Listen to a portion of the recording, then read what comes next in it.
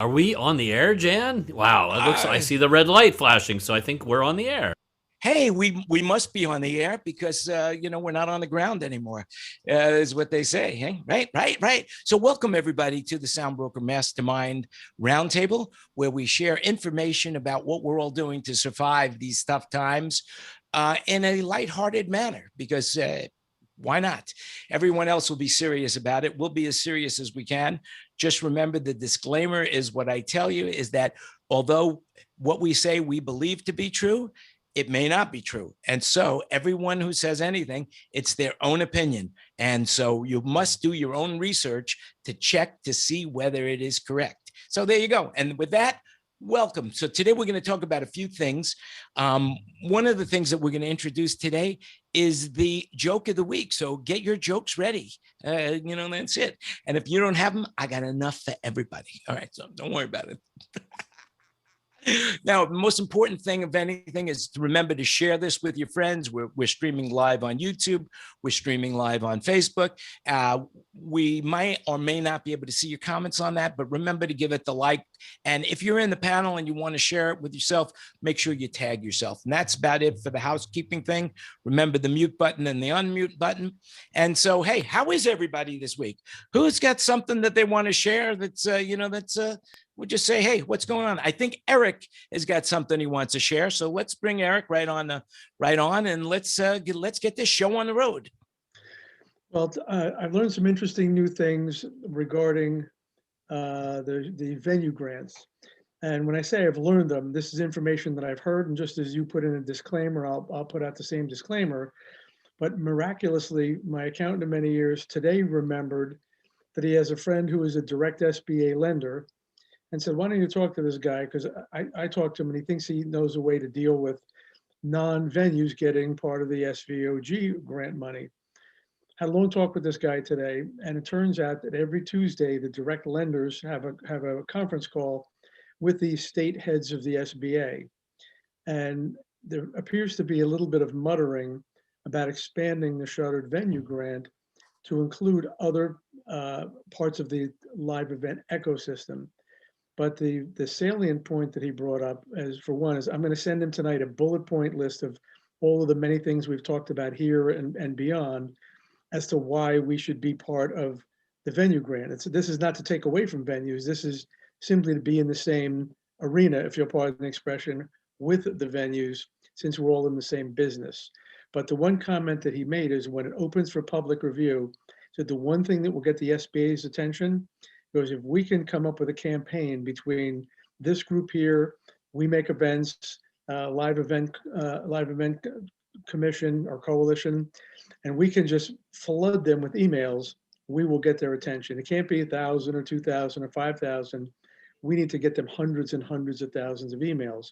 So, I mean, I don't know who would take the lead or how we would organize this, but as long as we have them ready and we know when the review period, there is a 30-day review period for the interim final rule. And the moment that opens up, if we can take a couple of days and just pound the crap out of the SBA's email, we're going to get some attention. And basically, they have to be inspired enough by commonality of comments to then take this up in their upper echelon committee and realize they need to do something about it. So that's really the point of all this, is we all need to be prepared to write, write intelligibly, write logically, but most important is to write frequently. It can't be one email. Well, that's all you can do. That's all you can do.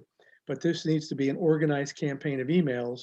So if anybody has suggestions on, who it could be that could organize this, so it's not just one organization. It's all, and many of us are in multiple organizations. We need to get this going. So I mean, it could be in a day that the interim final rule is published, and we have a 30-day period. It could be a week or 2 weeks, but we need to get on that really, really quickly. So that's my 2 cents for the day.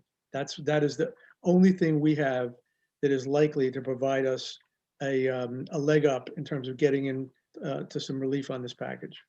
Actually, Eric, I would say that's more than 2 cents. That's 5 cents, and I'll give you some change later. But is it a grant? But is the 5 cents a grant, or do I owe it back to you?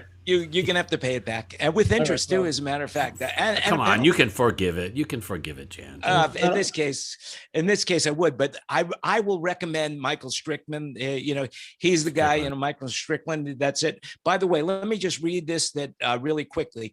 This is what he says about the stage thing. Venues at which live venue operators or promoter, theatrical producer, or live events, performing arts organization, operator promotes, produces, manages, or hosts events described in paragraph 3A, or the artist, entertainer, represented, or managed by talent representative, perform, have the following characteristics, blah, blah, blah, blah, blah. I don't even know why I read that. All right, forget it. All right. If you want it, I'll send it to you. But also, I also do have that list of senators that Michael Strickland sent us. So if anybody needs it, just send us an email. You know how to reach us, or on Facebook or whatever, and we will make sure that you get the list of senators so you could write to their chief of staff as well. Okay, so we have that. Jan, do you have a list that's more current than January 20th? I don't know, but I'm guarantee you we'll get one if it isn't, if it's not updated. I have the same. I think I have the same one you're referring to, but obviously it was pre-inauguration, so it's not going to be 100% accurate anymore. All right. Well, then everybody just write Mike Brown instead of me, and he'd be happy to answer. Dan at soundbroker.com. JAN.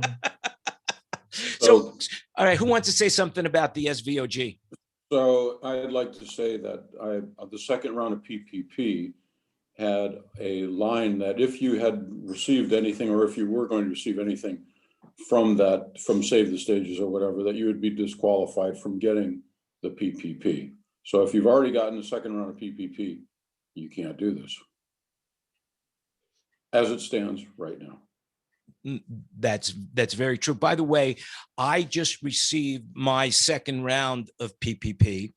And as you might know, I've been fighting with Bank of America now for 140 days because they took $26,000 out of my account, closed all my accounts, told me that I had committed fraud, and I've been fighting with them ever since. And 140 days. And finally, I got a call from this guy from the PPP loan forgiveness. I'm not going to get into all the details of it. But the reality is that after 3 weeks of talking to this super senior guy over it, an executive vice president on Sunday made a decision not only to refund my $26,000, but they're going to reinstate my bank accounts at Bank of America. And I'm going to auction these off now. These bank accounts are available for you if you want, because I know I am not going to use them. But the PPP, there's a company called dayspring.org. Now, it's not good for every state, but they do have some amazing resources up there that you will be able to read anything you need to know about how to apply for a PPP and what you need to provide them to get the first round of funding. And one more thing I will say, the bigger banks are not always as reliable as the smaller regional banks and local banks. So you might want to look into that as well. So who else has something they want to say about that?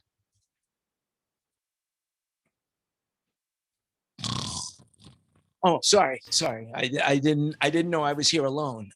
Anyway, Jeremy, you got your finger up, or you want to say something? I was fixing my ears, but I will go ahead and let people know the small business grant. If you're in California, I'll find the link and put it in the chat, but that's most definitely something to take advantage of too. I think it's for like a sole proprietor, I think you can get like $15,000 to $25,000 in a grant for a small business. It starts at 5,000. Were you able to cash in on that, Jeremy? I think I'm in the final approval process. But it's just like everything else right now. The communication between you and the lender and that sort of thing is a little scarce.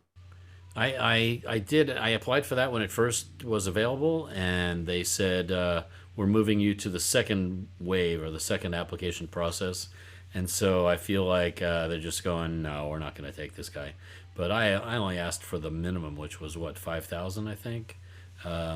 And I thought, let's give it a try. It's worth a try. Can't get it if you don't try. So they moved me to the second application process, and hopefully I get approved. We'll see. Good luck. That's good. Now, who else has applied? Has anybody else applied? Have anything they want to say about any grants, EDIL, the town square loans, community loans? Anybody have anything at all that they want to share with us as a group? Anybody? Okay, we're moving on. Sorry, I was just dozing off. This is a great place to doze off. Anyway, Try a joke. Try a joke there, boss. no, we're not ready for the joke. We're not Not ready for the joke yet. Not even just an interstitial joke. Come on.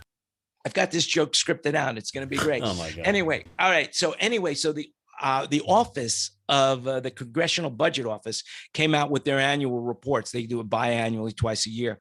That's why they call it biannual. I think biannual is every 2 years. So they must call it something. They maybe call it semi-annual report. But anyway, they're projecting right now that the economy, we lost a year and a half of our GDP on the economy. And they're saying that unemployment won't come back till 2024, which is horrendous. It's a terrible thing, you know, but somebody called me today is Muffy in the room? I can't see if she's in the room. I know she said she was going to try to get here. But basically she said to me, look, I have a need for somebody to do a job for me, and I couldn't find anybody that wanted to do it. She didn't really know how to do it, go about it, whatever. And we started talking, and I think what we're going to do on SoundBroker is, if you're in the sound of my voice, I am going to start a category for employment, where if you are looking for somebody or you have a job available, we will list it for you for free. You'll do it all yourself. We won't have anything to do with it. There'll be no fees whatsoever. So if anybody wants to use it, I'll make it free to you without having a VIP membership. So that's something that we're going to start. And I'm going to have anybody who wants to help involved in that. So if you're looking for work, we're going to start an employment section over there, which will be free to everybody just to use. So that's what we'll do. And anybody else have any ideas along those lines of what they want to do? Anybody have any jobs opening right now? Anybody following LinkedIn to see all the jobs that they have offering? Anybody want to talk about that? Nobody's hiring, hey? All right, very good. Well, All right, live events are down for the count. You know, live events are not happening, right? So there's no live event related work to speak of, right? And just the occasional you hear about, oh, somebody is doing something, but it's so rare. Well, that's not necessarily true all over the country, because they're opening up again. And as far as our stage business, our mobile stage business is going, I should bring some more people in with mobile stages, but they're renting them out all the time, especially in Florida. And now Broadway is planning on coming back outdoors. And so that's about to happen as well. And so has anybody experienced any here in Vegas? What was that? The Scorpions, they announced dates here in Vegas. Okay. Scorpions, as in the heavy metal group? Yep, Scorpions with Queensryche opening for them. Announced their residency at the Zappos Theater at Planet Hollywood beginning May 8th, with shows every 2 or 3 nights. And you think that's going to happen, Mike? Hell yeah. Really? Why is that? Because the Scorpions? No, because our governor has watched Gavin Newsom twist in the wind and does not want any similar fate to befall him. So I would say, you know, our current, what we're calling the pause, where he extended the pullback of opening, that expires on Valentine's Day. He might do another 2 weeks after that, but he's not going to go into March or April. Our school district has already put kids back in school, and they're shooting to do more kids. Well, that's not great. And they're planning more kids. More kids. Shooting more kids. There's not enough kids being shot these days. What are you talking about? Talk to that congresswoman. More kids in April. So, well, I think once the doors open, there's no reclosing it. Lyle Lovett announced dates too at the whatever arena at Buffalo Bills at Prim. He's doing a concert, I think, in June. Tickets go on sale in Prim. How interesting. Well, so because I have a vested interest in talking about Vegas gigs, because I have a gig in that usually or used to work in Vegas, so every other week or so, And last we heard was we might get started again in June. Yeah, no, Caesars is going for early May. And so what I think will happen is then MGM. What do you mean going for? What? Yeah. What? May What 9th. Caesars? With who? With some big name? Caesars owns Planet Hollywood. Yeah. Oh, is that right? Okay. Yeah. So if they're going for May 9th, I guarantee you MGM's going to be like, well, we're not going to let you take all the entertainment dollars. We'll go May 7th with whatever, Absinthe or something, right? And like I said, once the doors open, there's no stopping it. Yeah. I wonder. My whole belief system is that as soon as people can get out there to do shows and watch shows, they will be out there for shows. And that's all there is to Yeah, it. as long as it's safe. I think the people, the general, say the masses, are not going to do it until it's considered safe. You know. I am assuming, I haven't looked at ticket sales yet for Scorpions. You know, I'm dying to go see the Scorpions. Not really, but I'm assuming there's still going to be some sort of distancing and masks and stuff. It's not going to be, you know, all 3,000 people or 7,000 people at the Zappos Theater. I'm assuming it's going to be a limited audience, and I assume everywhere else will be as well. But I think that's the thing. People are going to say, look, you know, by then we'll have at least 3 vaccines going, probably 4, right? A bunch of people will have been vaccinated. A bunch of people will already have had it, and there'll still be some sort of distancing and mask. I think some people are going to say, screw it, I'll take my chances. What do you think the chances are that in order to go into one of those gigs, you have to show proof of vaccination? They haven't announced that yet, and I would think they would announce that as part of the announcement of the residency. But again, I haven't gone to Ticketmaster to check. Well, you know, Ken, Well, I before watched. we talk about, I watched the Charlotte Hornets play the Miami Heat 2 nights ago, and they were doing it as a audience in there, and they were using the COVID dog sniffing dogs to gain entry. But what I found that was interesting that I noticed when they were shooting some of the fans in the stands is they have gone through, and every seat that's not sold, they have put a zip cable around the seat so that you can't open the chair. So they literally physically blocked the chairs off so that you couldn't use them, so they could force their spacing within the stadium. And we all saw what happened to courtside Karen when she pulled her mask down. yeah. What happened? I didn't see that. There was a heckler at the Lakers Atlanta game 2 nights ago.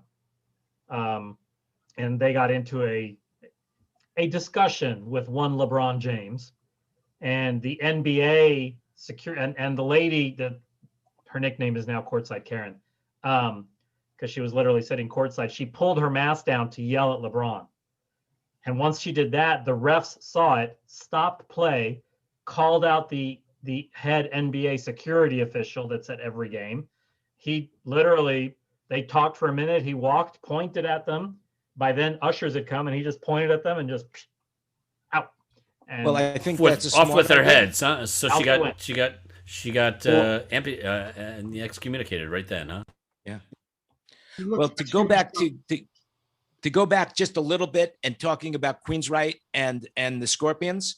So there were these two these 2 windmills standing there talking, and one guy says to the other, he says, hey, what's your favorite music? And the other windmill says, well, I'm a big metal fan. There you go. That's for the Scorpions. And so he's a big metal fan. There you have it. Get it? Get it? All right, yeah, now. Yeah, okay. I thought you Now said that- you were going to tell jokes. Yeah, well, I said it's joke of the day week. Okay, so now seriously thinking here, because one of the things that's really, really important for us, as everybody will agree, is vaccination and testing. And now I just read just the other day, there's a company called Elam. I believe that's the name of it, Elam.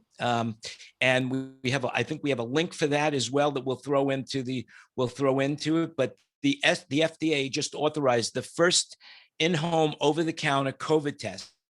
An Australian digital diagnostic company called Elam, and they're going to have 3 million of them. It's going to be $30. It works with your cell phone, and you'll be able to home test yourself instantaneously. And as they develop that, more and more people will be able to have it, so that when you get to shows and events, instantaneous 15-minute test, it's probably even going to be even less than that. So Wow, has Dave, anybody else listen, heard hold about on that? a second, Jan. Just hold on one second. We have we thought we had royalty earlier. Now we have Dave Judy in the flesh in our room. Hi, Dave. Long time no see. How are you? I'm excellent, man. Good to see you guys. Great to see you. Thanks for dropping by. Wow. And then Glad I on my dropped screen, by. I got Richard, and Dave right next to each other. Nice. Hi, Dave. Yeah, Hey. buddies. Well, let's show everybody what you're looking at. There you go. Hey, look at that. Hey, what a Sure. beautiful group of people. You know, I think we might have maybe in a week from now, we'll have the beauty contest as well. You know, I think we might win that one as well. You know, we got one person here, not a hair out of his place. Of course, he's bald, but it doesn't matter. He's not out of place. All right, that's good. So anyway, so the FDA, so what do you guys think about what's going on? Has anybody heard anything new regarding testing or vaccines or anything else like that you want to share? I heard there continues to be a shortage of vaccine. I can't get vaccinated in Ventura County, even though, you know, people with the same age group in LA County can get vaccinated. Yeah. So Well, they they just say. announced that. Yeah, somebody else. Bruce. They supposedly a few days ago opened up for 65 and over, which I officially am. But you know what? When you log in or you talk to them on the phone, you get put on hold for 5 hours, and the website freezes up. So, you know, unless you have Oh, an in, really? unless But you I- have an I in, haven't- it ain't gonna happen. No kidding. You got to be somebody, huh? You got I to be guess. connected to get your Yeah. vaccine. Oh, wow. How about that? Yeah. Well, just tell them that you're part of the SoundBroker Mastermind Roundtable. They'll let you right in and move you right There to the you front go. of the line. And now they're talking about, which you guys probably know, they're talking about sending it out to the to the pharmacies now, you know, CVS and all that sort of thing, which probably is a good idea since people get their flu vaccines there, you know. I Yeah. will say, really, that whole, I don't know if you guys saw the story where the Chick-fil-A manager helped the drive-through site because they were having trouble managing traffic and stuff because, you know, obviously it's not what nurses and doctors do. But then it dawned on me. I was like, if you just send the vaccine to McDonald's and Chick-fil-A and Burger King and Subway, everybody, it'll be distributed nationwide to tens of thousands of locations, all of which have refrigeration, by the way.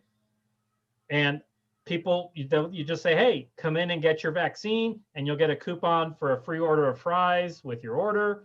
And people will. Yeah, but It'll be I done. don't It'll want be done in I don't like want 2 weeks. Jim. The whole I don't want country. I don't want the same kid that's making my sandwich giving me a shot. Come on. No. Hey, We'll have hey, nurses hey. and doctors there. But Hey, no, it'll be the store manager. It'll be the store manager. Really, I think it's a great idea. You know, And I work at McDonald's, so it's all good. what could go wrong with something like that? I can't think of anything. Nothing. That would be I perfect. can't think of anything. Yeah. I mean, You know? Amazon says they want to be in charge. And again, I on the think distribution side, I think that Tyson Foods. Now, speaking of Tyson Foods, Mhm. they have volunteered their refrigerated trucks to help with the distribution of the vaccine, and that's a fact. But I think it would be a great idea if Tyson's Foods could make some sort of chicken McNugget thing where the vaccine is in the chicken McNugget and you just order it and boom, you're eating a chicken McNugget or a hamburger, or a side of fries, whatever. And next But the thing you next know, you're vaccinated. The Yeah. heat kills the vaccine. is that special sauce then? Would that officially qualify as special sauce? I guess it would, but the reality is that, I mean, I guess there's got to be somebody that's going to come up with that idea and do it. It's a brilliant idea. If only I would have thought it myself, but I didn't. Anyway, but seriously, Moderna and Pfizer, they made a deal to provide another 400 million doses to the United States. And then there's a company called Novavax, and they have one like Johnson & Johnson, and they are set up to produce 2 billion doses per year as soon as they get approved. So there should be plenty of vaccine around. Fred has a point. I was just going to say, I'm going for my second shot tonight, and the Fry's food stores around here that have pharmacies in them are giving shots. And there's been 2 or 3 other large places like the fairgrounds, the baseball stadium over in Tempe, have all opened up and doing what they're doing at the football stadium where I'm going tonight. That's cool. So I guess by show of hands, or who else in the room has gotten a vaccination? Has anybody here been vaccinated? David? Yeah, John, you got vaccinated as well? I have 2 weeks for my second shot. Valentine's Day. That's I'm cool. part of our CERT, our citizens community response team that's been vetted. I'm a region captain, vetted through our fire department and through the police department. So I was in the first responder. I had my first one. The second one I'll get next weekend. That's good. That's really good. It's See, good, but more I'm and going to more have to work. people- They're probably going to call us out to do traffic direction as they start doing more widespread vaccinating in our area. Yeah, more and more people now are getting vaccinated, as we can see in this room. I think Michael Scher is in the room. I believe he was vaccinated, or he's going. Michael, could you talk about that? How is it going? Because he's in New York, and I think that they've just reduced the age limit for New York, but the snow is keeping people from getting vaccinated, from what I understand. And also, if I read correctly, now they're going to distribute it to the Walmarts, the Walgreens, the CVCs, all of the pharmacies, and plus in West Virginia, they distribute it to all the local pharmacies, not just the big national pharmacies. So I would say that the vaccination is starting to get out there, and the new administration that's just pushing it out right now is just getting started. They don't even have the money yet allocated in their budget to get it all out, which is going to be an interesting thing of what's going to happen in the next few weeks. So I really believe that our industry is dependent on enough people getting vaccinated so that we can all get back into public, right? Wouldn't we agree with that? Yeah, I mean, at one point, I remember hearing Bill Gates talk about how we don't even need to be like 90% vaccinated in order to get herd immunity. You could get herd immunity from COVID for something like 70% of the population being vaccinated. And he thought that was a really good thing. And so we just need to get 70% of the population vaccinated. I can't believe it. Can't we just go one show without talking about Bill Gates? Unbelievable. I mean, really. What's the matter? You're jealous. You're jealous, huh? Hey, Yeah, Bill Gates. So far, we haven't mentioned Tim Cook. Oh, crap. Who? Tim Cook. Tim Cook, the guy that's going to take down Facebook. Yes. Hey. Yes. Well, basically, Apple's had a record quarter last year, like billions and billions of dollars. And if we're going to speak about Apple, we got to speak about Elon Musk, the elephant in the room, really. I'm not Elon Musk. I'm talking about Jeff Bezos. Jeff Bezos is now quit. just stepped He's a down. Quitter. Yeah, he quit. He has no work ethic anyway. Yeah. Yeah. You know what I heard? That 4 out of 5 Americans have an Amazon Prime account. Now, I've got one. Is there anybody in the room that doesn't have one? Josh, what? How could you live without an Amazon Prime account, man? I'm telling you, they have such amazing stuff on there. I mean, it's like if I get, I'll tell you something. I wasn't going to show this till later, but I got to show you this right now. This is just a plexiglass container. Let me make my screen a little bigger here. And this is something that has nothing to do. This has nothing to do with our industry, but it might. So it's a Tupperware container, right? But I lost the lid. And Amazon has these stretch lids that go over the container. Live. Look at this demonstration. And now the lid. And what the most amazing thing about this is that you just push it a little bit, right? And as you push it, the air gets out through the side, and now it becomes a sealed lid. Food storage at its best. So maybe they could use that to help in with the vaccination as well. They can put the vaccination in these little containers and then vacuum seal it. Ken Porter. The other thing is that I was dealing with a refrigerant guy for one of my properties, but anyway, he was saying that he's been buried by the Amazon and he's pretty much booked up the rest of the month with them doing freezer updates and stuff there. And my question is Is Amazon doing distribution of stuff, or is that just something else to do with Whole Foods that they're doing? So Mike Brown, even if you don't know, you sound believable. So say something. I find that to be an interesting rumor, because I know that not everything that, if I want to order food from Amazon, not everything comes from Whole Foods. Some of it they have in stock. But yeah, so it could be just, just general, already planned capital expense for getting our fridges up to snuff because we're growing our grocery business, or we're growing our grocery business because of COVID, so we need more refrigeration, or it could be they're into distribution. So you want the Amazon guy to come stick you? No, but you got to admit, when it comes to logistics, Amazon's got it figured out, right? On top of the fact that they have their own airline. I mean, so do UPS and FedEx, but UPS and FedEx do not have refrigerated storage. So certainly, if you were talking about getting the vaccine out to pharmacies, including not the chains, including local pharmacies, I would have to think you could do a lot worse than choosing Amazon as your logistics partner for that. Now, wait, let's back up a minute. You said Amazon has their own airline? Tell me more about that. How many aircraft do they have? Oh, I don't know. I'll look it up, but they, just like FedEx and UPS, they have their own planes. Holy shit, I had no idea. Wow, that's amazing. Well, how else do you think they move things around so fast? I mean, how could they possibly sell these silicone lids and get it to me in 2 days? They can't just have it all here in Las Vegas. I thought it was like Santa Claus. It was just magic.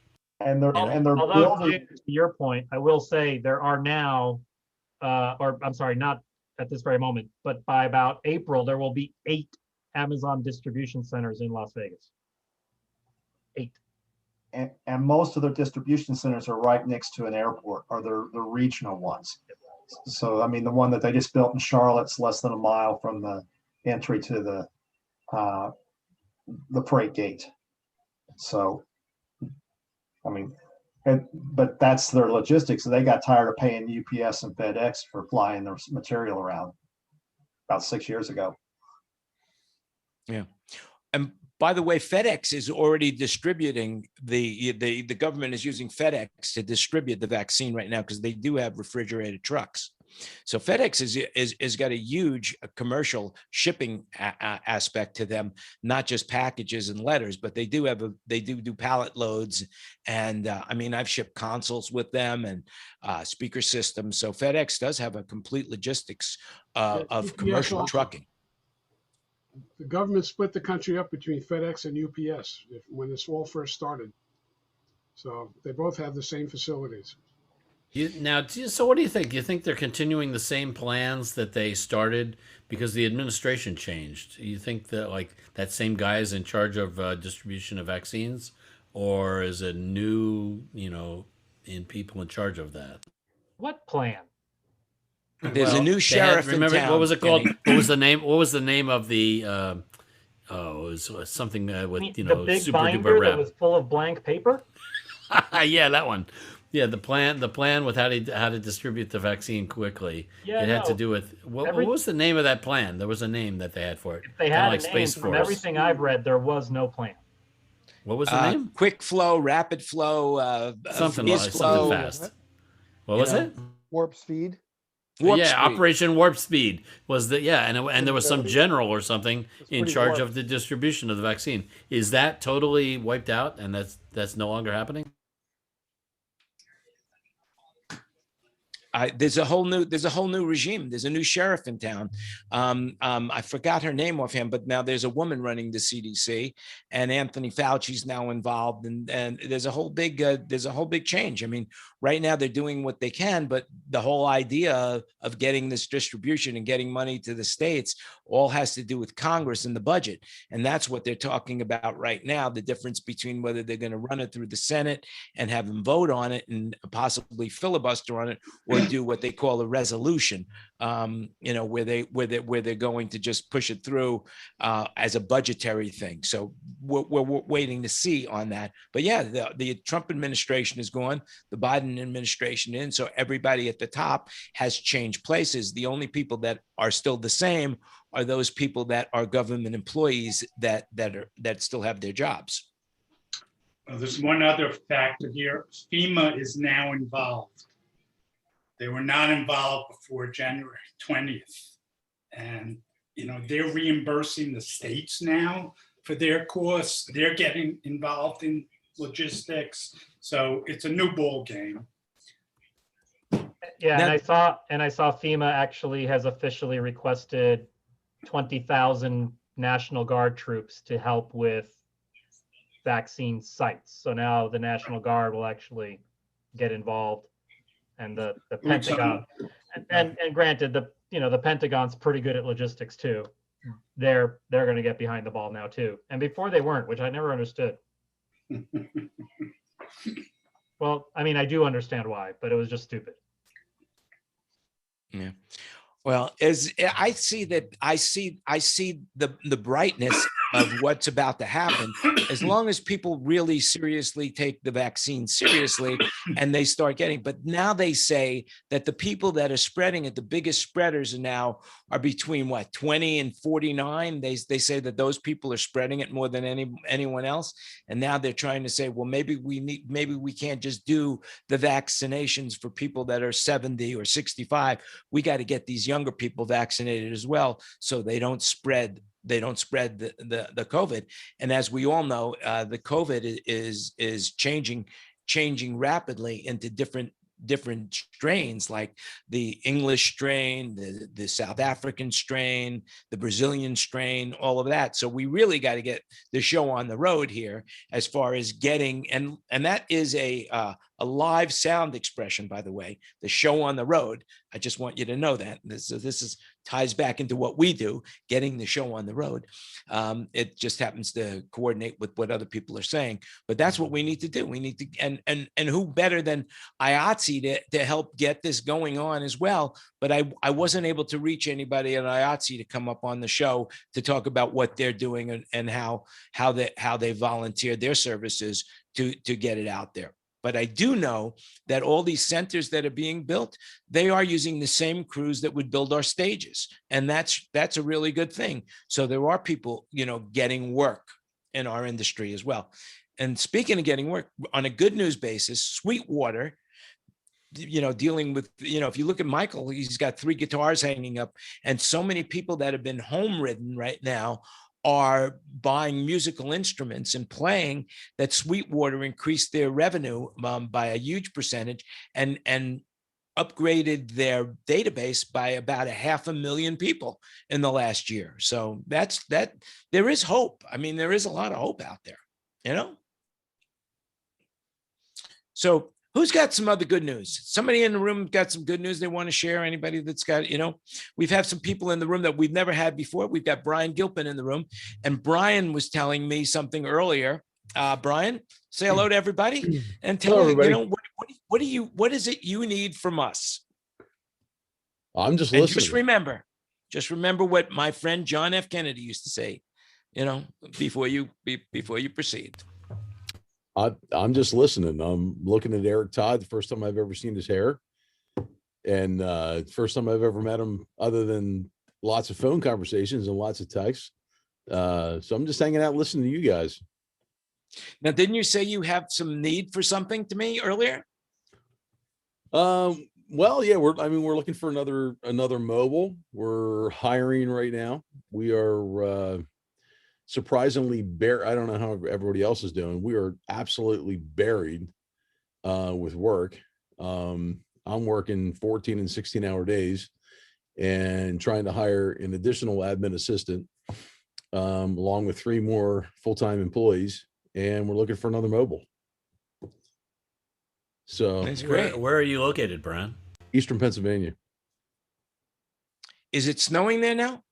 It's not. We had about 12, 13 inches, and it was about 41 degrees today. So we plowed it and everything's dry. Mm-hmm. That's good. So that's really cool. So you're looking for somebody out there, and that's good. What's going on? What's going on in Nashville, Ken? What's happening over there? What's our reporter on the street from Nashville, Ken Porter? What's going on? Just waiting for time to say, let's start. Although we saw that they canceled Coachella, and now they canceled the rodeo, even though if they rescheduled it to May this year. So, but everybody's still trudging on toward when we can start and go do something and getting bored. But coming back to a question earlier, was talking about, the bands starting up in Vegas would those bands sell out even if they weren't, would the venues sell out even if there wasn't that caliber of band? They could do a tribute band or something there. I think you're going to see people are so desperate for entertainment that it doesn't matter if it's an A act or a B or C type act.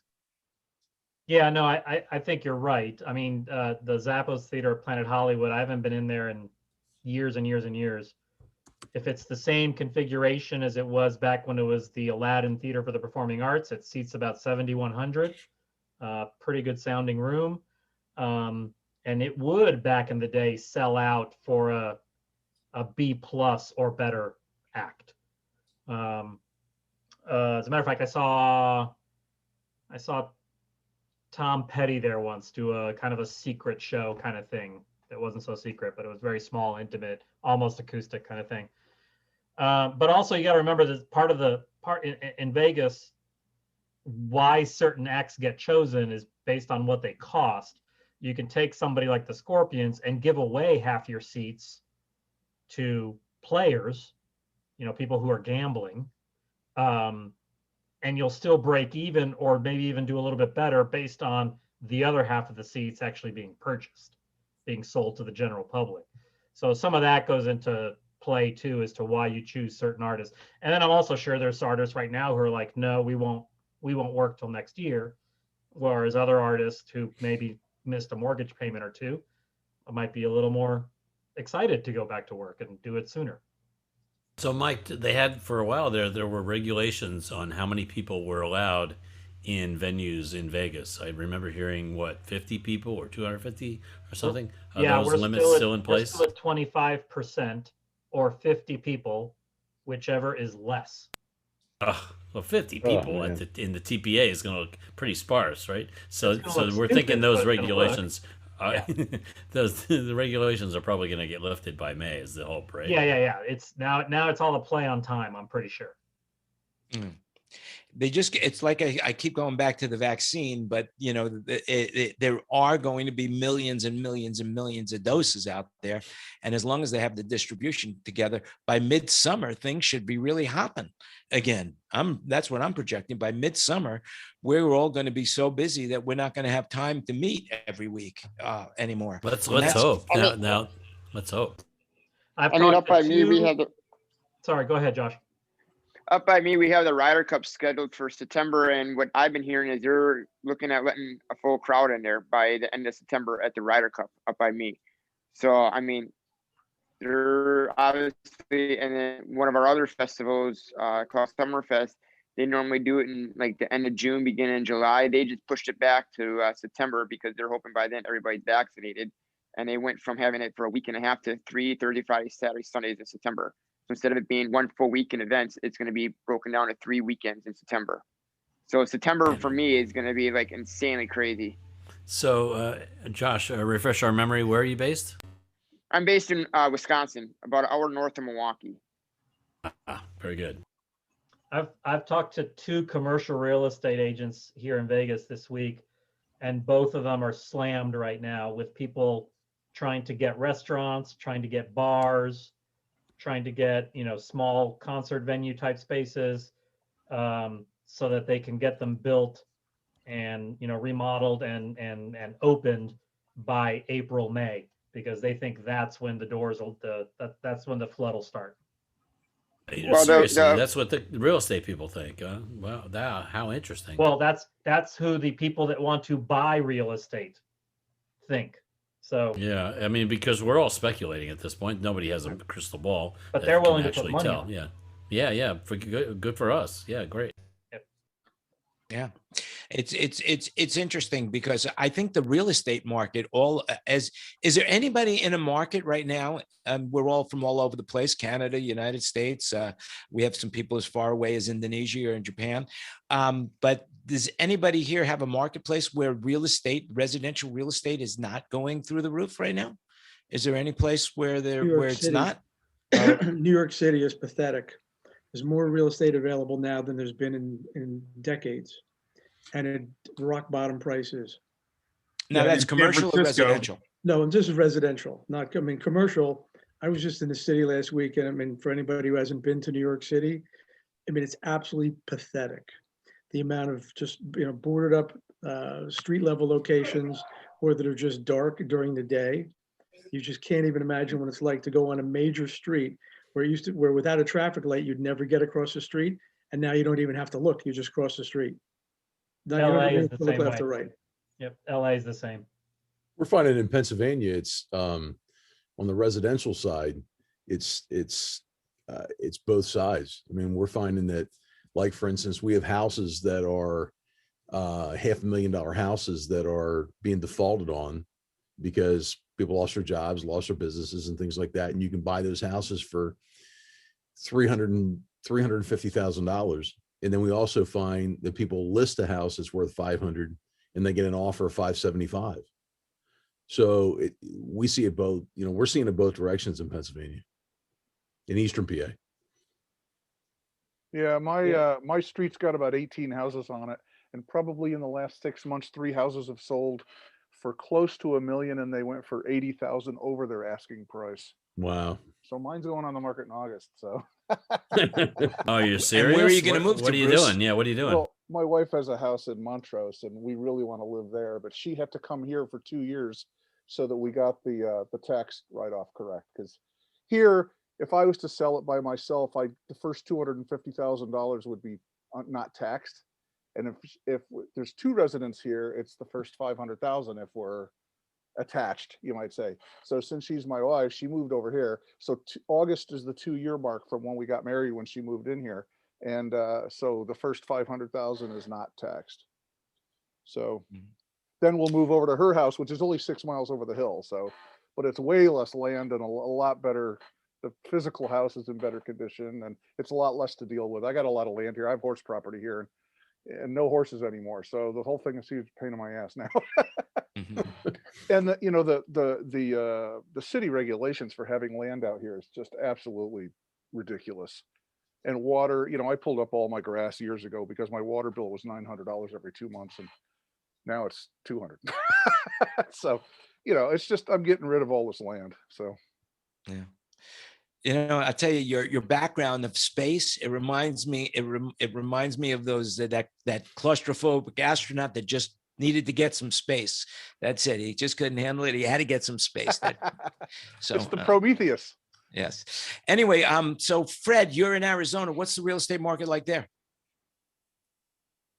I haven't really been paying attention to I know that where our summer home is on Orcas Island. It's up northwest of Seattle in the San Juan Islands. The prices up there are going through the roof. So, no kidding. Yeah. So you have a house on Orcas Island. Do you rent it out when you're not there? No. Is that refresh my memory? Is that reachable by ferry, or do you have to have your own boat? Nope. Take the ferry, go over. It's at $20 once upon a time, Jan. Boy, was that's a talking dream, about Fred. an Congratulations. That's awesome. Yeah, unfortunately, we with the whole thing, we haven't been up there for almost 2 years now. So road trip. It's time. Orcas Island has only one stop sign and one traffic light. It's one of Orcas Island is amazing. I mean, I think I was there then. If you told me it's very attainable, I was there. It's awesome. Yeah, a lot of people who backpack and ride 10 speeds and stuff, they come and ride the island, and then they'll get on the ferry and go to the next island and ride the island, and they have a lot of fun. I got to say, man, we have a fascinating group of people here. I mean, this is just amazingly fascinating. I mean, everybody in this room has got a story to tell, and I really, I loved it. I love the stories. You know, one day what I'd really like to do is hear about your origins. I'd love to know how we all got started. You know, who are we? You know, like a biographical show about how we got started and where we are today and what we're doing. Because, you know, I think that would be a really positive thing. I'll make sure that I put it on the agenda. And so, hey, Michael, what's going on in your neck of the woods? You live up in New Rochelle, right? Well, I can tell you south and north, my son has been living in Manhattan for about 6 years. His lease is up at the end of February. He just rented a new apartment, 20% less than it was 6 months ago.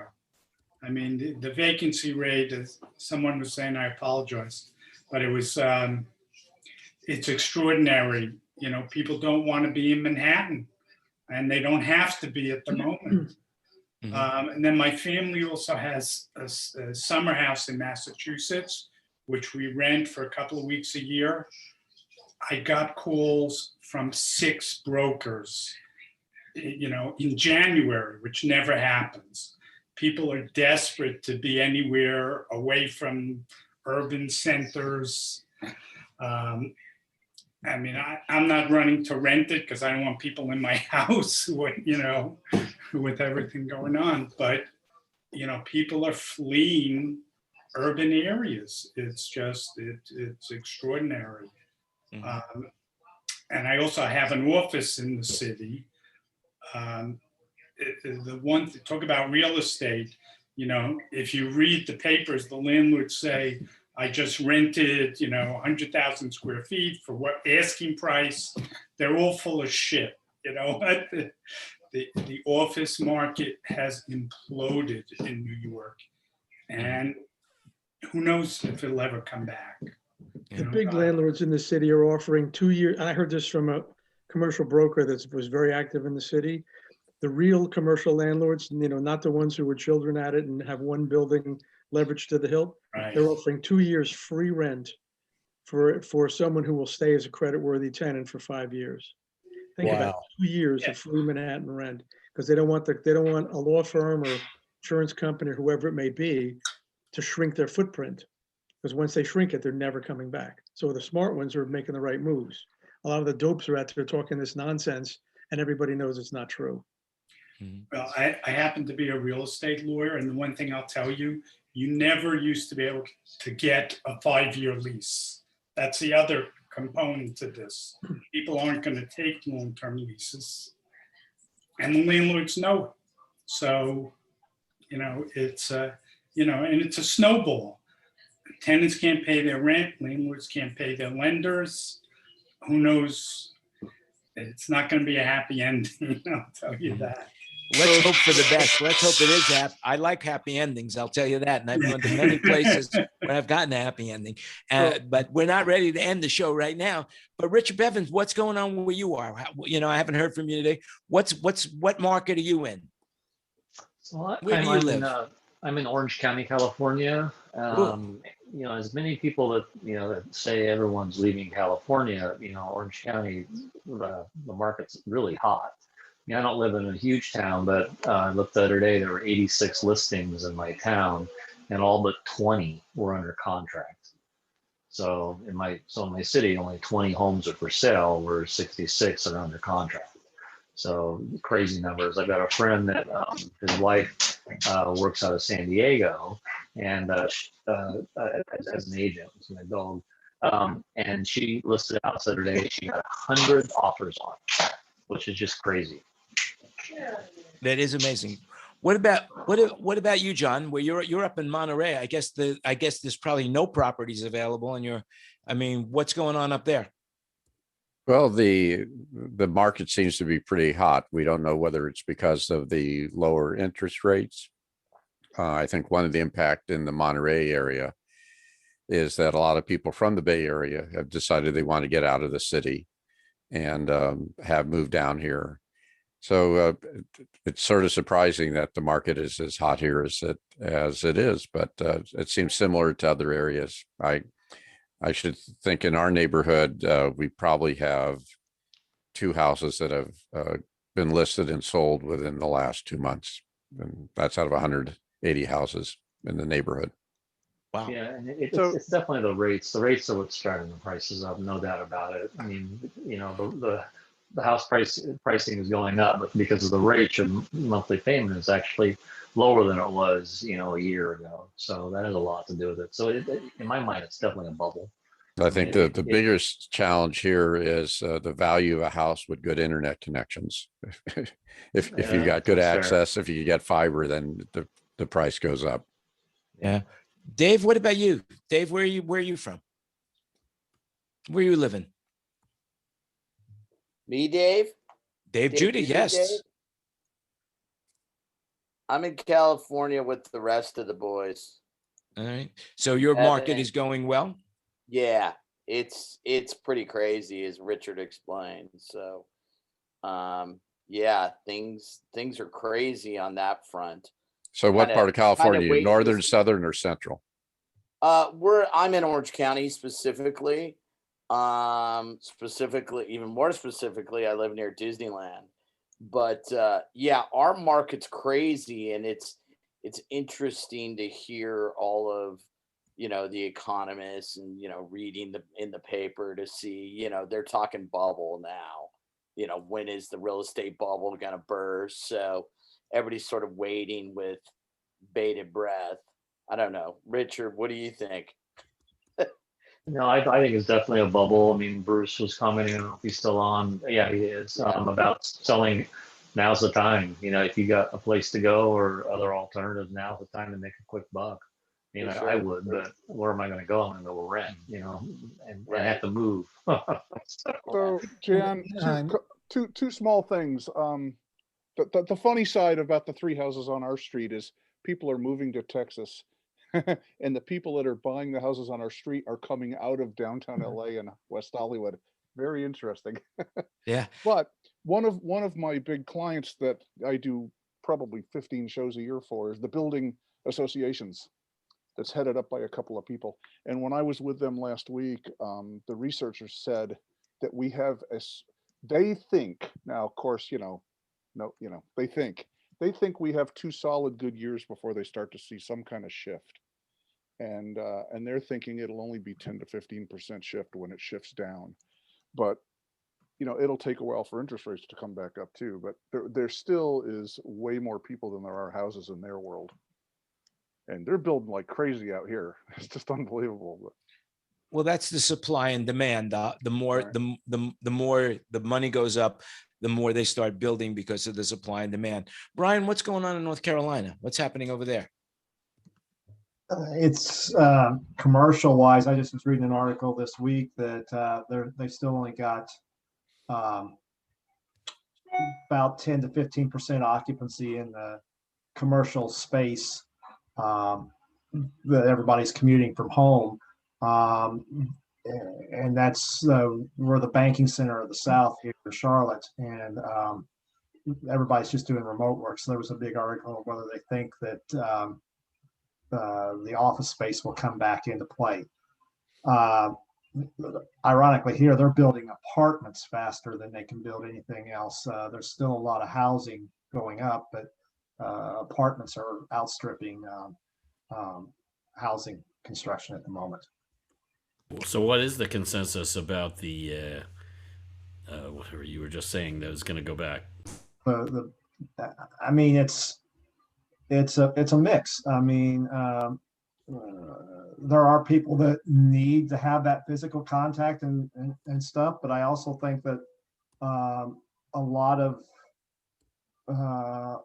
businesses are finding out now that they don't have to have these massive, expensive offices or 1 or 2 floors in a high-rise building, that they can do the work remotely. There was actually a complaint filed with the, ironically on the same story of this, there was a complaint filed with the Regulatory Commission that natural gas prices tripled between December and January. And the result of that was that they said it was a threefold effect. There was a rebate that expired, and wholesale prices had gone up a little bit, But the big thing is that everybody's working from their house. So where they would turn the heat down while they're at work, they're now in the house. So they're burning heat all day long. And we have been a little bit cooler than normal here this year. So, I mean, but I've talked to several people all over the place. Some in the corporate world said we're coming back to offices, but a lot of them are not. The business that I'm working for right now, what we would have said a year and a half ago had to be an office job, that you had to be around one of our 3 offices. Now we're hiring people from all over the United States that can do the work remotely. So I think that mindset change has shifted rapidly from this has to be an in-person job to it can be done in remote access, which I think it's interesting, right? I wonder what the percentage is of jobs that can be done from home that used to be done only from an office. I wonder if we're talking 50% or 80%, or if it's more like 10 or 20%. Well, it's an interesting change to the whole, country, really. I think the big thing with that is Adobe's DocuSign.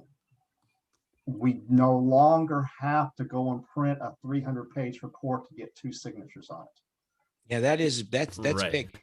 But that's been around for a long time. I guess we're not just like this, Kenny. This is a little bit different. It's not been an accepted practice. I guess that's what it is. It's been accepted now. Yeah, up until recently, email wasn't working. It was always, it had to be a fax, but you had certain things you had to have your pen on paper, actually, and they wouldn't let you use a digital signature. Right. Now they will. So that has changed things. Ken Porter, what's going on in Nashville? I'm hearing that the prices out, you can't even buy a farm out there now it's ridiculous. There's a big one here in Lebanon, a house for sale you might want to go buy is Gretchen Wilson's house. It's like got a full-fledged studio in it, and outbuilding and a bunch of other stuff sitting on about 7 acres for just 2.1 million. That's all? So let's get 2 of them, Jan. I think we should get a his and hers house, except I don't have a hers that go there. So it's, why is she selling it, Ken? I don't know. I thought I'd come up and figure out if it's her house. Okay. But it's Paul, you're in. Paul Wallace, you're here from Austin. What's going on there? Yeah, I've got a house right next door to me. It's 3,000 square feet. It's got 8 bedrooms, 4 bathrooms. It's on an acre. You could pick it up for about $100,000. Wow. So Paul, I think you should buy that and turn it into your Zoom studio. Yeah, if I had $100,000 laying around. Oh, come on. Where you probably have it laying around. It's probably under the mattress. No, you do. Yeah. It's under the mattress, man. He won big money in People's Court, man. This guy made a fortune in People's Court. This is no joke. This house is next door to me. I'm batting my brains out over this. I need to buy it, or I need to find a friend to buy it. It'd be a great investment. You could make all kinds of money. Mm-hmm. That's cool. And so seriously, it's early. The asking price is 100,000. Are you serious? Plus Paul? or minus around 100K. Yeah. So what's the address so I can look it up on Zillow? I got some friends. 182 Clover Road, Cedar Creek, Texas 78612. Idelson, you couldn't even get it. You couldn't even get a postage stamp size the dirt in your neighborhood for that. It's got a beautiful swimming pool that I built. I built the house. Are you serious? Yeah. So 8 bedrooms in 3,000 square feet. Those got to be some pretty small bedrooms, like 8 by 8 or something. Yeah, some of them are small and some of them are big. One of them's huge. There's a huge master bedroom with a closet that's the size of a normal room. So what's that address again? Really tiny bedrooms. 182 Clover Road, Cedar Creek, Texas. There's going to be an auction tonight. You watch. Yeah. I gotta look it up. Is it? Jan, I can't set this up, Jan. You get commission on this thing because tomorrow afternoon it's going to be. Hey, Chris Carlton, what's going on? What's going on where you are? Are the properties going down now that the Russians are having to go back to Russia? No, they're building huge high rises everywhere in downtown Miami. All the old blighted areas that used to be like, Wynwood and the Garment District and everything, they're all putting up 30-floor apartment buildings and condo buildings. Where I live down in Coconut Grove, which is just a little bit south of Miami, they're turning all these little bungalows into, 3-story, 4,000-foot McMansions on small pieces of property because it's right on the bay. But it's I don't know if it has to do with foreign investment or if it's a lot of Northeastern people coming down here. This time of year, it's hard to tell because there's, it seems like a third of the license plates are from somewhere else down here right now. Yeah, But a lot of people are going down there to get vaccinated, from my understanding, that you yeah, can get a vaccination. they were doing that, and the way they're allowing that is if you have proof of a rental or some kind of residency, then you can be from anywhere here in the United States and get vaccinated, but you have to have like an FP&L, a power receipt or a rent receipt or something that says that you're a snowbird or you live down here. So they tightened it up a little bit. Yeah, Brian Lonigan, what's going on up in Canada? What's happening up there? Well, the real estate market has been climbing here for several years. I think it's tapered off a little bit in the last year. Now tell year people and a where half. you are. You're in Vancouver. Vancouver. I'm in Vancouver. Yeah. Okay. And my condo, we just got the assessment. It dropped a little bit. I have a condo downtown, and then we have a recreational property out of the city. We're like 1,200 square feet, and it just dropped down below $1 million. It was over $1 million a year ago. The assessment now is 970 or something like that. Wow, that's amazing. Two-story, now it's a 2-story, 1,200 square foot condo. So, yeah, but it's still like $1 million. So we could all see that every neighborhood right now, all the prices of the houses are going up. They're all in demand. But now you work for the Commodore Ballroom up there, right? So what's going on with the venues? What's happening with the venues? And let's move that around throughout everywhere in the United States. What's going on with your venues? How are they surviving? Well, we're Live Nation owned venue. Well, we don't own the venue, we lease it, but we're a Live Nation venue, so there's obviously some deep pockets there to keep things going. But a whole lot of people got laid off. I'm lucky to still be, on. I'm getting the government wage subsidy, so I've reduced salary to stay on, and we're just riding it out to, hopefully we'll be operational in the summer. I would say by September for sure. There's also talk that we might become a vaccination site because we're right downtown, and we're a pretty large sized club, so we could be a vaccination site for that area. But there's no, we did some live stream events from inside the ballroom, but we can't do any shows. Yeah.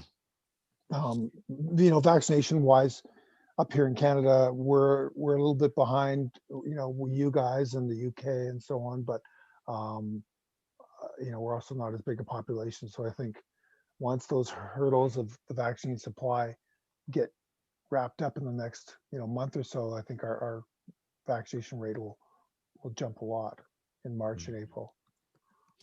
So what about other venues in the area? I mean, like who's got any insight on what's happening with venues in your marketplace? So we know that the real estate's going up. What's happening with the venues? I can tell you in Pennsylvania, I've had we do a lot of fairs and festivals, and we've had 2 very large fairs contact the governor and say, we're doing our event. We're not asking, we're doing it. And he said, well, you might not be permitted to. And he said, well, when you shut down Walmart, we'll shut down this event. And he said, well, you don't understand. Walmart sells food. That's a necessity. And he said, we have food vendors, so we will continue to do the event. So that's part of the reason that our schedule is full. I mean, we've gotten everybody back that was in 19 and 20, and anybody that canceled in 20 rolled it forward. And we're on the state level getting people that are basically just saying, we're doing it, we'll pay the fine. I had a venue that was in Maryland that said, the governor came back to him, then the mayor came back to him and said, your capacity is 700. And this was about 2 months ago. And he said, you're allowed 25 people in one section and 25 people in the other section. And I got a phone call. He said, come on over and have a beer with us. And I said, well, how busy is it? And he goes, he says, let me call you back. He says, the police just showed up. And a couple minutes later, he called me back and I said, what happened? Was it too loud? Were there noise complaints? He said, no. He says, they cited us for capacity. And I said, well, how many people did you have? And he said, 818. And I said, you're allowed 50? And he said, yeah. He said, we're allowed 50. Wrote me up for capacity, gave me a fine for $250. And I said, so what did you do? And he goes, well, how often can I fine you? And he said, anytime we come in, he goes, well, let's set it up at 4 o'clock. I'll have the check ready for you. So every day for about it might've been 5 days, it'd stop in, write them a citation, and they stopped showing up. So they're now in that section of the town, they're open. I mean, they're full capacity and open till 2 a.m. It would seem to me that it's almost a good idea to have vaccination sites at bars and restaurants as well as Absolutely. festivals. You know, you go to the festival, you get your vaccine, you know, and you watch a show. Yeah. You know, I think that's what it is. I mean, you know, our whole lives have changed. I mean, I'd like to get an idea of what you guys are doing for Super Bowl. I mean, that's this Sunday, Super Bowl. Does anybody have any plans at all for Super Bowl? Anybody want to talk about Super Bowl? Nobody. Okay. Does anybody here know what it is? You know what that is? Super Bowl. It's a place I where think that's a bunch of commercials on TV, and then there's some like halftime entertainment and stuff like that, I think. And I think they throw a ball around or something. Yeah, something like that. I was thinking that maybe it might be an idea just to, to do a virtual Super Bowl party here. We I'll open the room and we'll play the game. It won't be broadcast on. It won't be we won't broadcast it live because we wouldn't have the rights to put out the NFL. But I'm talking to Alec Lindsay over at Office Hours as well to do something. And maybe we can if I do that, I'll let you know, and we could all watch the game and I'll broadcast the game and we could all chit chat and talk about certain things. I don't know how unruly that would get, but it's an idea that if anybody's interested, let me know. I'll let you know if I'm interested. I wonder if there's a way to broadcast this to your TV.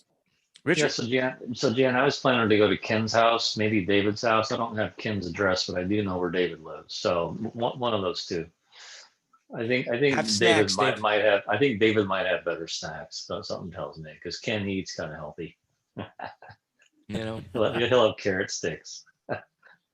Yep. Well, bananas, Richard. Anybody's got any here. ideas for Super Bowl? Anybody like anybody here rooting for any of the teams? Does anybody know who's playing in the Super Bowl?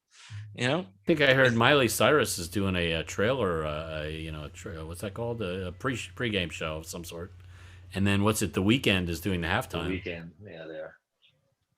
Anybody here from either Tampa or Kansas? Anyone in the room? I'm Kansas. Gonna take the Chiefs all day. And Weekend is there. He's Canadian. Well, we have Tim. Tim's from Wichita. So I mean, I'm not a Kansas City Chiefs fan, but I'm not a Tom Brady fan. So I'm definitely rooting for the Chiefs. Oh, so it's a rooting for the opposing team, whoever they are. Exactly. Yeah. Does anybody know who's favorite? Tina's big on football.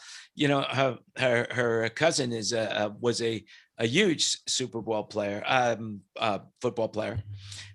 Tina, who's favorite? Oh, hey, Jan. Hey, Tina. So who's favorite in the week? Who's favorite in the Super Bowl? Isn't the Chiefs favorite? There you go. We've heard it here. Back-to-back Super Bowls. They won the Super Bowl last year. But they weren't playing against Tom Brady, were they? They're favored by like 3, I think. Yeah. Well, it depends on which officiating crew shows up. Yeah, I will let you know what we're. I think the over and under is like 56. If we're going to stream it, everybody's got it's broadcast on television, so everybody has access to it. But I got one more topic that I want to talk about, and I'm going to start it off with the joke of the week. Oh, now we made it to the joke of the week. Finally. Okay. All right. Tell them the joke, Jan. I'm glad I make myself laugh. Don't tell them that. Don't tell them that one you told me joke earlier. the worst part about telling a joke is when you preface that you're telling a joke. Usually that's the hardest time to tell a joke.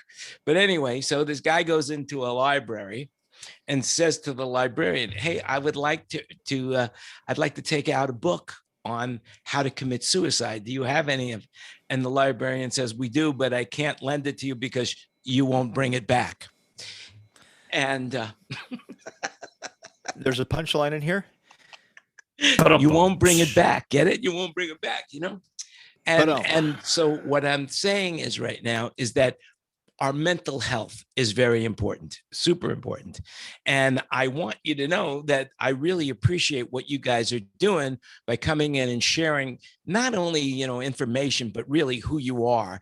And it's really important that if anybody is going through a tough time right now where they need somebody to talk to, I want you to know that I am available, and I'm going to also make everyone in this room responsible for everyone else in this room as well. So that if you need to reach anybody and talk to anybody about anything, I want you to know that we are available. You could reach us on Facebook.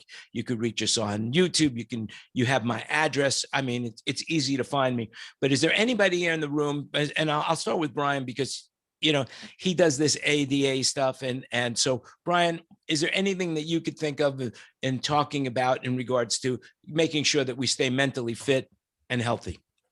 I think what we're doing right here is probably a huge step toward, because it's just having conversation and talking. But I read, half a dozen stories this past week where kids are having trouble because they're just not having the social interaction. But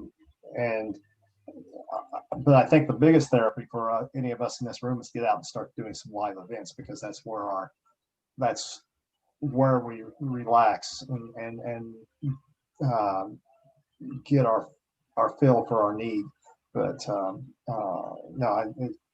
there's no big tricks to it. It's just making sure you have a conversation, you got somebody to talk to, and stay positive.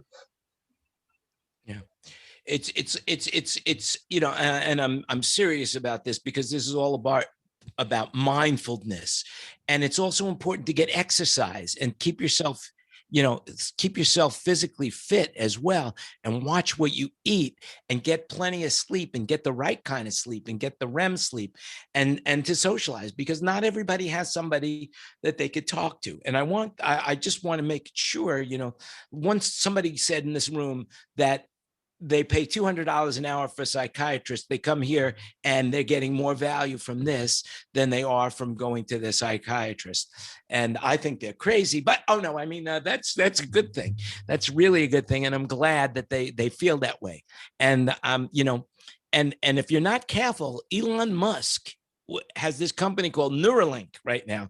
I don't know if you've heard about this, but he actually implanted a chip in a monkey so that a monkey now can play ping pong on Pong on a TV screen. Has anybody heard about that as well? But of course, the idea is not to get a monkey to play Pong. It's for people who have Alzheimer's or other underlying conditions. That it's all about connecting your neurotechnology so that you can be healthier if you have a problem. He could work with eyesight.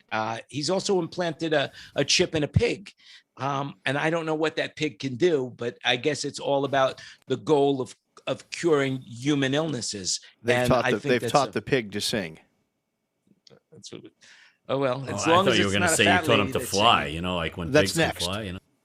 Yeah, Elon Musk is in what's that new app, the iOS app that everybody's raging about? He's in there every night talking. What, TikTok?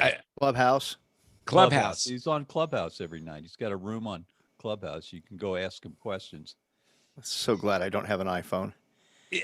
If Clubhouse is an interesting thing. I signed up for it not because I knew Elon Musk was in it, but it's basically just a place for people to talk. There's no video. It's just talk. And most people that I've heard that are talking in this room don't have a clue. They're talking out of their ass. They have no idea what they're saying. It's like, it's like that P.T. Barnum thing where they say,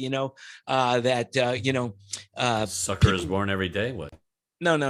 It's like, it's not what people know.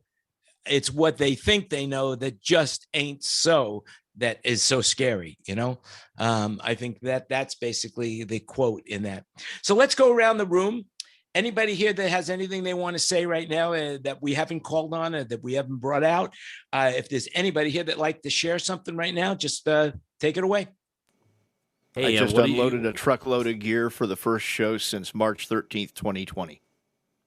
Wow, what's the show? Tell us more, Tim.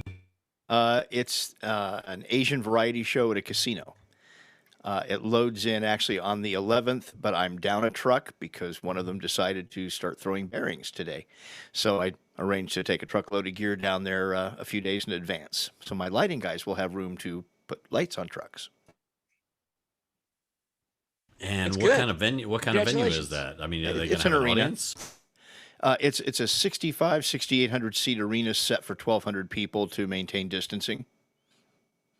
Interesting. It's a two-third arena show, so if they were actually selling all the seats, they'd have room for about 5,000. So they're doing about 22% capacity. Interesting. Yeah, so it'll be 2 hours of music, of which I will only stand the introductions and the thank yous.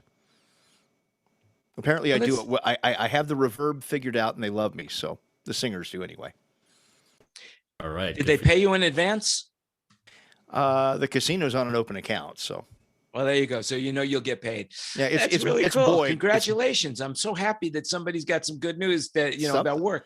Who else has got something that they want to share that they haven't that's been on their mind and they'd like to get it out? We got a room full of people. Somebody, Gabe, we haven't heard from you at all. Is there anything you want to say? Oh, I'm just, I had a little surgery on a hernia last week. So that was good to get that done and out of the way before we're fully gigging again and back in the normal swing of things. So that was certainly a positive thing. And yeah, I don't know, just kind of coping with my workflow of work projects. I've mostly pivoted towards doing TV work over the last year. So a lot of it's not my own sales. A lot of it I'm managing projects for one of our other sales guys, but we do a lot of LED on game shows and TV shows and stuff like that. So I'm staying kind of busy with that stuff, to be honest. Wow. Good for you, Gabe. Good to hear it. That's great. Hey, Kurt, we haven't heard from you at all. So what do you want to share? Just been hanging in there. I did a little gig at the new Climate Pledge Arena up here, which used to be Key Arena. Putting in the last of the beams for the new roof that they had to preserve the roof from the World's Fair. So every time they work on that arena, they dig down another 20, 30 feet, and then they have to find a way to hold the 1962 roof up. So I did a thing, little X40s on stands and 2 wireless mics, but it's a gig and it's a way in on the ground floor with all of the new people that are running the venue. So I'll take it. That's cool. Literally on the ground floor. Literally on the dirt floor. They haven't even poured the concrete for the hockey ice yet. So is that in New York? Is that the 63 World's Fair location? Yeah, 62 World's Fair. Seattle, yeah. The Space Needle, right? Yeah, it's right next to the Space Needle. So Yeah. they lowered the floor again.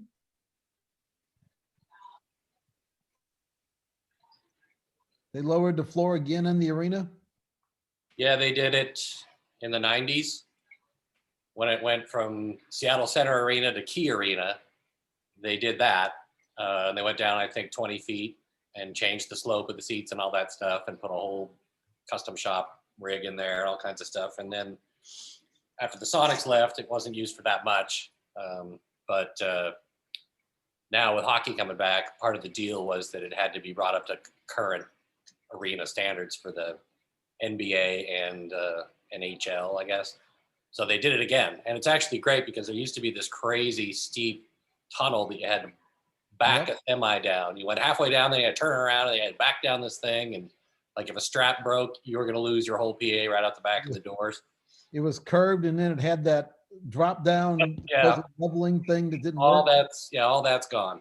And now there's like 8 loading docks.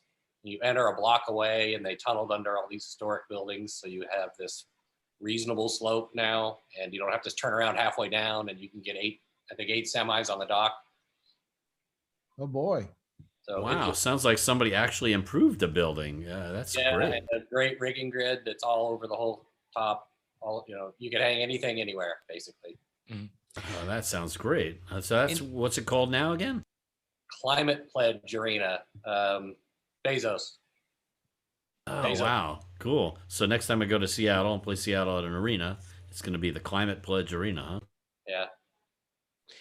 Everybody that I've talked to that does install work seems to be extremely, extremely busy. What kind of work are they doing? Where is all of this work going? Does anybody have any concept of, like he just mentioned, the arena now? What else do people know about that's being renovated right now? Are any of the theaters being renovated that you know of? Anything going on like that? Anybody? I'm doing a little bit of church stuff, not much, tiny little ones, couple speakers and a sub flown. I just did a little theater that was part of a school, but I had done the fundraiser for that exact remodel like a year ago. So they came to me and said, well, you did the show for the fundraiser, you want to put the PA in. So yeah, but a little bit of education, a little bit of church stuff, but they've been very small projects. Well, very cool. Yeah. So on the corporate side, Jan, I think some of these corporate campus companies are doing work because there's no employees there. So, it's a little easier to make the dust, et cetera. And then there's also been some some new needs based on, virtual events and whatnot, putting in studios they wouldn't have had the need in the past, where now they do. So I think that's part of it, but we've definitely our integration business is doing as well as it's ever done right now. So that's good. That's good. I mean, there's some good news out there. There's some good news.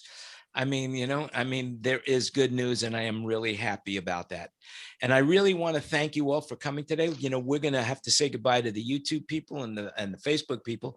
So just remember, if you want to be part of this, just DM us through any way you can. Anyone in the room can invite you as well. So if you know that, remember to give it the thumbs up. Remember to stay healthy and happy. And, I wanted to say, for years, I've gone down a path, and it's easy to make changes. I went down this path where I was addicted. I'm telling you, I was addicted to the hokey pokey. And then one day I just turned myself around, and here I am now, happy as a clam. So and then remember, along came you the make it clam happen. stew. You make it happen. Stay happy and healthy, and join us next week on Wednesday, same time, same place. And for those people who want to stay in the room, we're going to keep the room open. We're going to talk about those people that are not here right now. And again, thank you so much. And remember to give it the thumbs up, and remember to stay happy and healthy. And we'll talk again real soon. And we are off the air.